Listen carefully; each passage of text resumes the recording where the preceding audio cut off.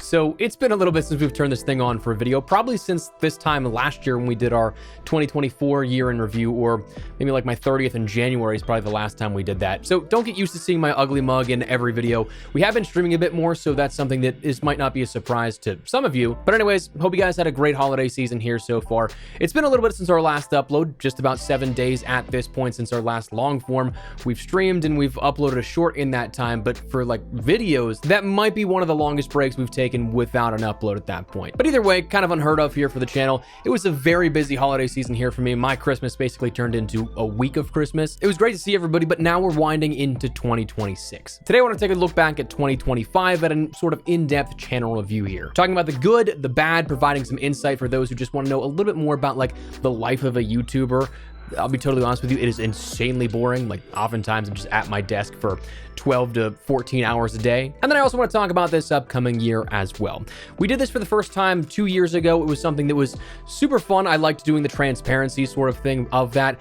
And I don't get to talk nerdy about YouTube to a lot of people in real life. So to be able to like talk about things with people that may be interested about it, I thought that was pretty cool. So we're back here for year 3 of this and taking a look at our sort of like shareholder year report for the Espresso channel, though we don't have shareholders. So like we can just, it's monopoly shareholders we'll go with. So anyways, 2025, let's talk a little bit about this here. Let's talk firstly about some like general things that I really enjoyed about this year as of the channel and what we got to do with that. Then we'll talk about some numbers, crunching those things on how the year compared to prior years and things like that. So first and foremost, what I loved the most about the channel here this year is that we really doubled down on the branching out to multiple games. On the channel here this year alone, we've covered Black Ops 6, Battlefield 6, Delta Force, Fragpunk, The Finals, Marathon, Arc Raiders, GTA 6, Battlefront 2, Splitgate 2, 007 First Light, Black Ops 7, RedSec, PUBG Black Budget, and a few smaller mod projects.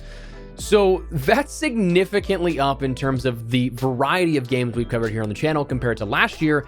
And even last year was something that it felt like we were really diving deep into the variety. I think we had like half a dozen games that we covered on the channel, like in a regular capacity.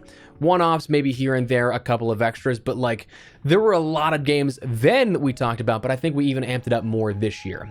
And I think as I get older and the further and further into this like full-time thing with content that I've done year over year, the biggest thing that I felt like has slowly like started to be neglected was my own interest in games. And covering one franchise solely focused on one thing, anything for so long, you start to lose interest in that and anything that kind of remotely resembles that, right? Anything remotely similar. I think I first started to notice this in Modern Warfare 2 in 2022. I did not really have a good time that year with that game, and I think that was pretty evident by the content, and being that it was kind of the catalyst that started this multi-game coverage on the channel and everything we've done since then. I mean, it's pretty apparent I wasn't having too much fun, but it was that aha moment where I had that I was like, I need to be doing more stuff content-wise for me. And selfishly, perhaps, that's kind of been my model that I've wanted to follow the last few years, sharing experiences and games that I enjoy in hopes that maybe you can also enjoy it as well. I feel like there's just way too much negativity in the world as it is, so if I'm not enjoying something, why would I double down on that and subject myself to only being able to do that one thing? Why focus my time and energy on something that wouldn't bring me as much joy as something else I may be enjoying, and that I could also potentially share that with other people that may be feeling the same way? And so I say that's maybe a selfish decision, but I'd rather just share things that I think are cool rather than being frustrated with something or like feeling like I need to stick to one thing.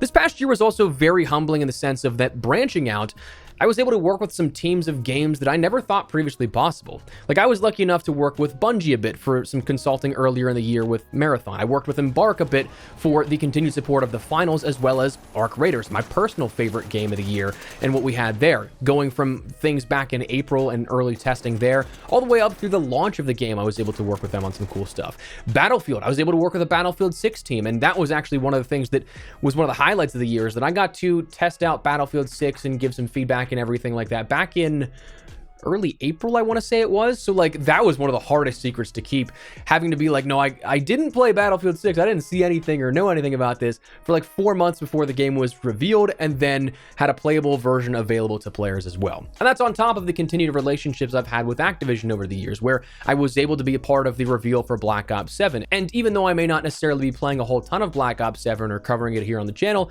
it's still humbling that people would like to work with me in that capacity. So in the spirit of branching out, it was truly humbling and felt like a true honor to be in those conversations for so many other games and so many other different studios.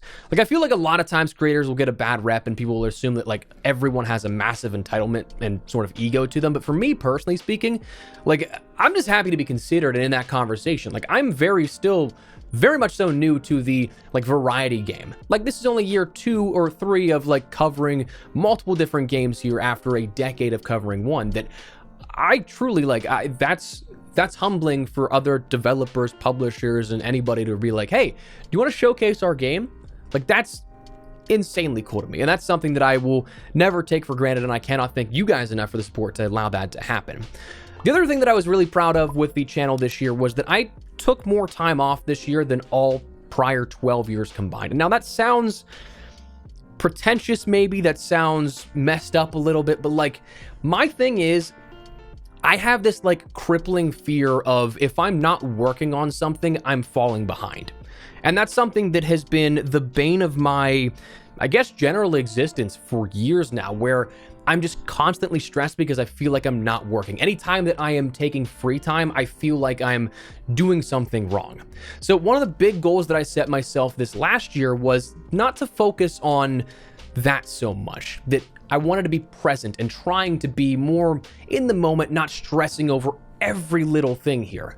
As such, I kind of early on adopted this mentality of 8 years prior of doing this YouTube thing full time, that like, I've seen the ebbs and flows. I know how this works. I know when my good and bad months will be. So use that to my advantage.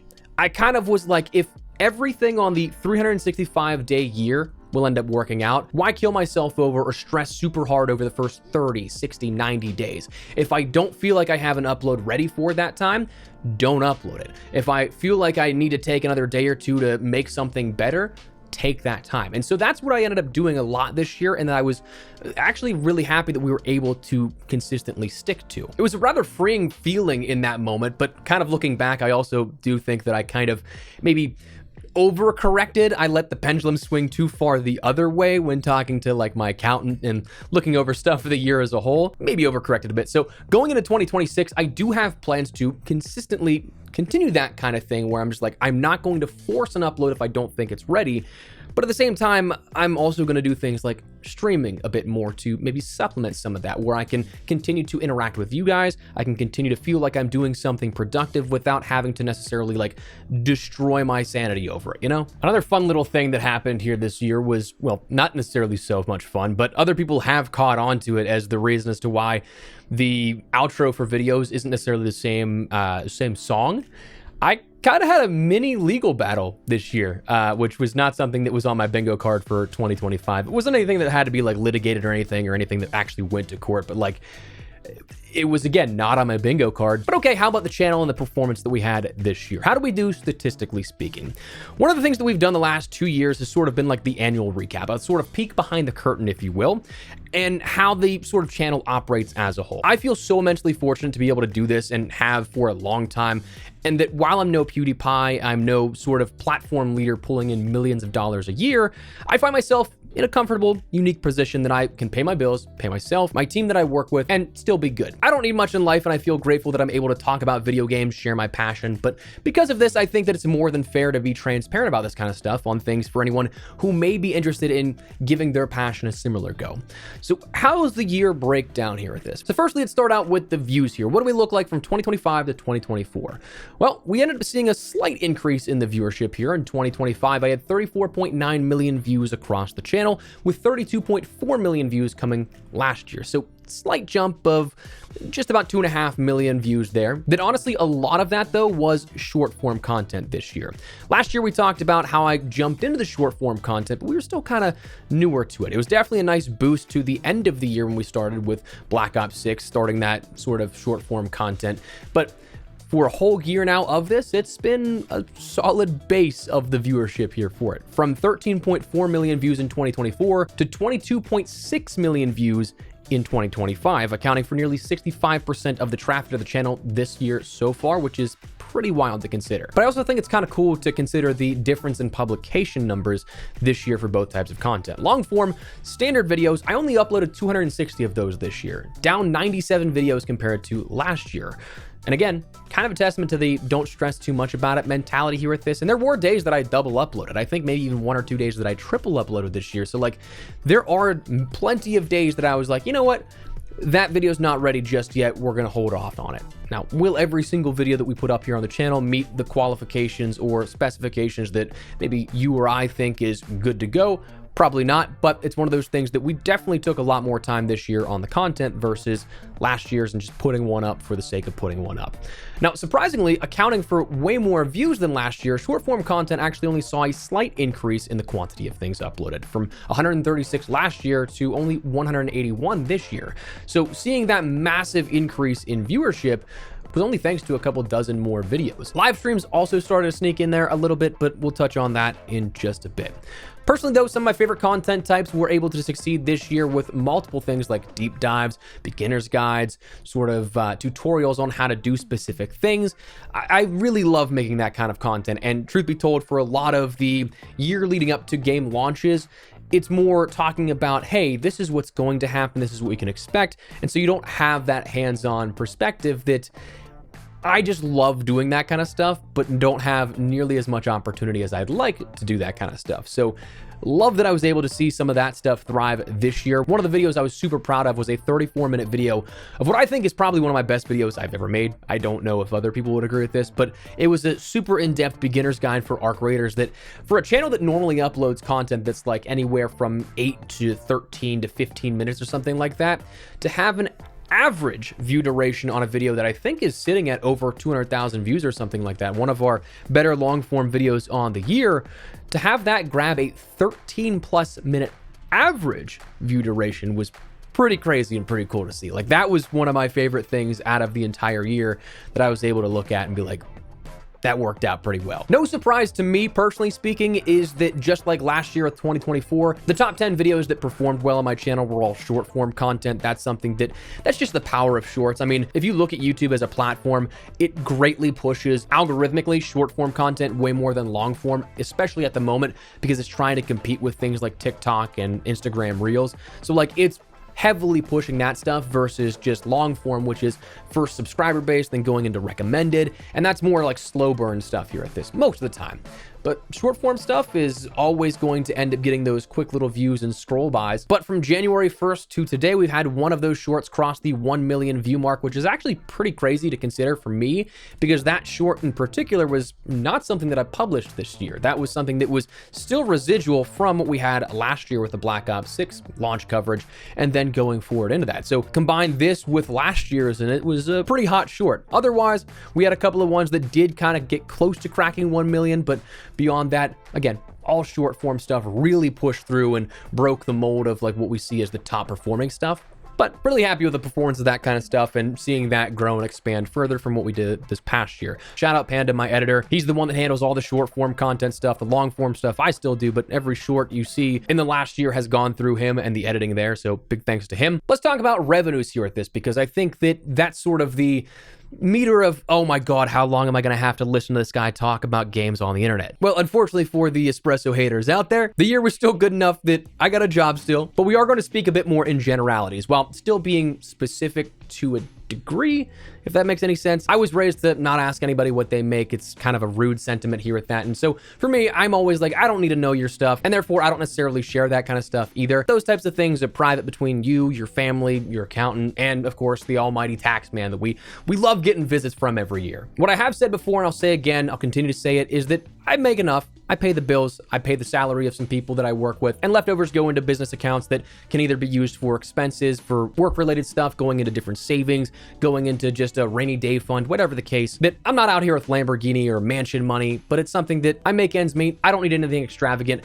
I'm happy, and that's all that I need. I fully recognize the position that I'm in. Like, truly, I recognize this is a very stupid way to make money. Stupid in the sense that, like, I'm incredibly fortunate that that's how that happens. And trust me, I know that. I've had to have a conversation with a mortgage broker and be like, dude, no, I promise, like, we're not doing illegal things here. I'm talking about games on the internet. So, like, I'm fully aware of how silly this sounds. But this year, from purely YouTube, that side of things, this was actually my second lowest year of earnings since going full time. Again, going on like 8 or 9 years now at this point. I think it was 2017, which may sound alarming because on paper, it kind of can sound alarming. Like your second lowest earning out of the last 8 to 9 years. But if you're a creator looking to do this as a hobby or full time, perhaps even, my biggest tip I can give you, diversification. That's important for any creator. The last couple of years, I've really been trying to stress on this a lot. And it will sound almost counterproductive if you are somebody that's starting, because you kind of want to focus all your energy on one spot to start growing, right? But when you get comfortable, you feel good enough about it, start cross-posting clips, start growing other things, and then start working on some additional ways to generate that revenue. Ad rev is definitely nice. It's nice if your videos can take off. You're starting to earn and gain subscribers in your sleep instead of needing to be there, say, opposed to like streaming or something. If you can do both, that's great. But don't be afraid to take partnerships. Don't be afraid to take any sponsored deals. Admittedly, I've been pretty bad at it this year, but we partnered up with Advanced GG earlier this year that they've also been an awesome sponsor to the channel. You can use code Espresso on any order you have over there. We did a bunch of branded and sponsored content here throughout the year, and that's been a huge difference maker in what's kind of kept the business side things in a more calm water state as opposed to what may be like a bit of a rocky year by comparison.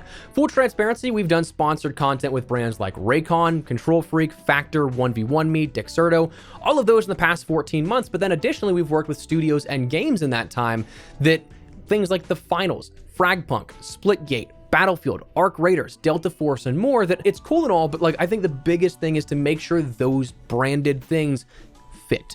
Make sure they fit who you are. I truly believe that it's fine to take any deal that you want, make your money king, so long as it's something you believe in. You won't see any sponsored content here on the channel if it's not something that I either 1, don't use regularly, or 2, don't think it's cool and believe in. And I do hope that's something that did kind of come off as apparent this year, where we did do some more sponsored stuff, but also it's stuff that, again, I was playing the games we were talking about. I was using the products like Control Freak regularly. But anyways, the diversification of those different revenue streams was definitely something that made it so that this year wasn't nearly as rocky as it could have been. For context, we were fortunate enough to, again, be okay this year because of those kind of deals that accounted for 40% of the business's revenue. That's been a long-standing goal of mine because, while again, it's more so supplementing revenues at this point, it's also keeping me baseline while doing a little bit less in terms of the stress factor, in terms of uploading a little less and focusing more so on the quality, stuff like that. So it's been a lifesaver for sure. But anyways, that is the 2025, like, sort of look back at what we had here with this. But what does the future hold for Espresso? Truthfully, I don't know. I think it really depends on like what kind of day you ask me that question. Immediate content plans though, you'd think that after 13 going on 14 years of doing YouTube regularly, going on 9 years of full time, that I'd have some sort of semblance of like a rough plan of what I want to do for the next year, right? Well, if I'm entirely honest with myself and with you guys, I don't.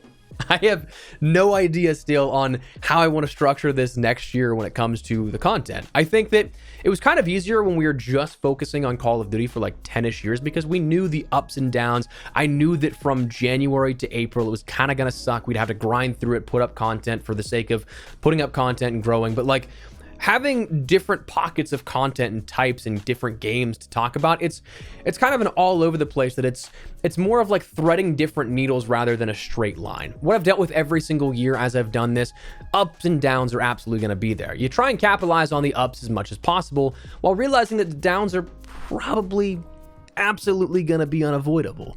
And that's the thing with like gaming markets and a lot of what we talk about here regularly on the channel. These bigger ticket games are usually Q4 releases. So you're going to see like general perspective talking, like absolute high growth, high viewership numbers in October to December. But come like January to April, whoo, it sucks for views, growth, revenue, the overall mood and vibe of everything. But it's cyclical. Like, it's at least predictable. So in that sense, that's where I kind of want to consciously change my approach to this stuff this next year.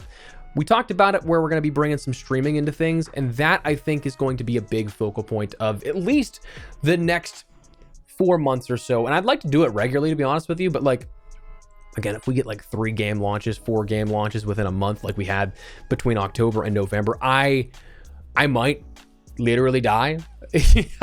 I was never more tired than I have been. That 40-day span between Battlefield 6 and Black Ops 7's launches, where you had Battlefield 6 launching, you had RedSec launching in Season 1, you had Arc Raiders, and then you had Black Ops 7, that it was just... I was playing games more than I think I've ever played games to try and keep up and get ahead of for content. But anyways, in the same vein of wanting to kind of keep things going but not stress too much, I think we're going to start doing some streaming early in the morning, early in the afternoon here, maybe every day, every other day, and then like, I don't know, like a 9 or 10 a.m. start to like a 2 p.m. or something like that, then work on videos afterwards into like a 5 to 6 or something like that to get a little bit of a sort of schedule going, something that is kind of normal. Because like, if I'm honest with you, my work schedule right now is me getting on at 10 a.m., doing some work, procrastinating, jumping on, checking a video game out for like 30 minutes, making sure I got all my information right. Then I kind of like, I don't know, mosey around the house or something like that. And next thing I know, it's 1, 2, 3 a.m. and I'm like, oh, great. So like, I'd like to, not do that, but I'd also like to not necessarily stress about having to get a video up every day, where that's where the streaming comes in, supplementing the conversation, the interaction with you guys, that I can still have those moments and we can chat directly even in those capacities. That I'd like to be able to do that, get a short up every day as well still, and maybe like a video every day, 2 every 3 days, once every other day. We'll see. But like, I think that's kind of where I'd like to go here in the new year. We'll just have to see if that's actually something that's actually possible. We've attempted recently to get into the swing of things here, and I am liking it. But anyways, long story short, I have no plans of going anywhere, but admittedly, this past year especially, my mentality changed a lot pertaining to content, and to a degree, my sort of like level of enjoyment sometimes. There is so much different discourse around every single game you can imagine, that like being constantly plugged in and tuned in, it was definitely not something that was a lot of fun sometimes, just hearing complaint after complaint after complaint after complaint. And I'm just like, dog, I'm just telling you what's happening. And so like, that's one of those things that like in my mind, it kind of deteriorated some of the enjoyment levels of it. But not necessarily even because of that, but also kind of like a complacency of sorts is where my mentality for like a long-term shifts. And let me explain. I've been doing content for 13 going on 14 years now.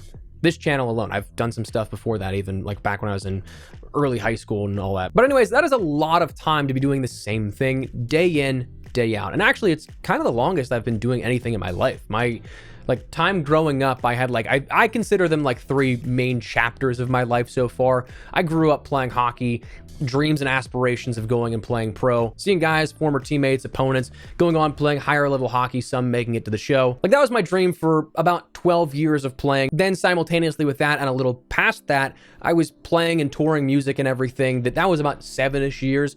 But like YouTube, like I said, this is 13 going on 14 years now at this point, that it's the longest I've stuck with something. And it sounds stupid to say, again, because I fully recognize how much of a dream job this is for some people, but nearly 14 years of sitting at this desk, talking to this microphone or another one. There's another one back there on the shelving that was the original microphone I had. Sitting at that desk, talking to a microphone, talking to a computer monitor or a camera in some points, that's a lot of time by yourself. So like, I have thought for sure the last couple of years of like, what's the next chapter for Espresso? What do I do? Do I make a jump to industry? Do I go and try and get a real job? Do I start a different project that I can work with people and stuff like that? That my 5-year plan, I mean, I don't know if 5 years down the road in 2030, when I'm 35, that I'm still uploading every single day to YouTube. I don't know. I think apart from getting 1 million subscribers, I'm pretty fulfilled YouTube wise. Like, I feel seriously so lucky to have been able to do everything that I have and still be able to do it today. Like 100%, not to get corny, like this all has felt like a dream the last 10 years. Starting as a stupid hobby with some of my friends that I've now been able to turn this into a career of sorts is just, I mean, I don't know how I got so lucky. And I truly do think a lot of it, the majority of it, was dumb luck. So again, I don't know. Depends on what day you ask me that question, I guess. Some days I vibe with it more than others. Today I'm feeling good, so that's where we're at. But for now, don't worry, I'm not going anywhere. We still have a lot to accomplish in the immediate future that I'm not going anywhere. So just don't worry. But we'll see if I make that 20-year mark of content again back in like 2032 or something like that. I think is the 20-year mark. But anyways, that's been a year in review. 2025 was quite an interesting one and fun one, filled with, as always, ups and downs. But truly, I could not be more thankful for you all and to have been able to experience it with you guys. It has been such a crazy year, and we've done so much looking back at it that it feels surreal. Sincerely, thank you for the support, whether you watched one video or all of them. I am forever grateful for your support, that you allow me to talk about video games. You allow me to do this stuff day in and day out, every single day for so long.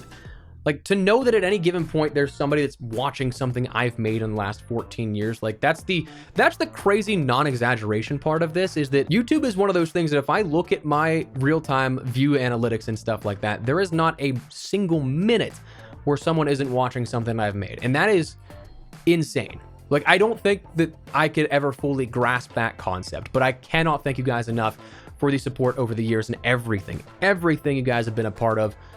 None of this is possible without you. So thank you. I hope you guys had a great holiday season here at this. I hope you guys have the happiest and healthiest of 2026 is upcoming. Hope you guys have a phenomenal new year. Stay safe with family, friends, whatever you're doing into New Year's Eve, into New Year's Day. Hope you guys have a phenomenal time. Thank you truly from the bottom of my heart. I truly, truly cannot thank you guys enough for the support this year and going into the future. So love y'all. Thanks so much for watching, and take care. I'll see you in 2026, or maybe even earlier. We might have a video tomorrow. I don't know, dude. We'll see. But see you guys. Peace.